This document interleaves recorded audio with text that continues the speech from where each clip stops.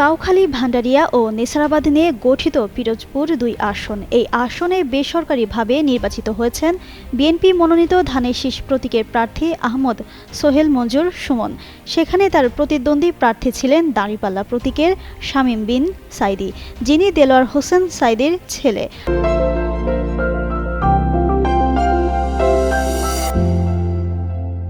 আসনটিতে বাবার ঘাঁটি শক্ত হলেও সুবিধা করতে পারেননি ছেলে। ওই আসনে ধানের শীষ প্রতীকের প্রার্থী আহমদ সোহেল মঞ্জুর সুমন পেয়েছেন মোট ১,০০,৪১৩ ভোট। তার নিকটতম প্রতিদ্বন্দ্বী শামীম বিন সাঈদী পেয়েছেন ৯৫,১৭৩ ভোট। এ আসনে ১৬৬ কেন্দ্রের মোট ভোটার সংখ্যা ছিল ৪,০৯,২৮৮ জন।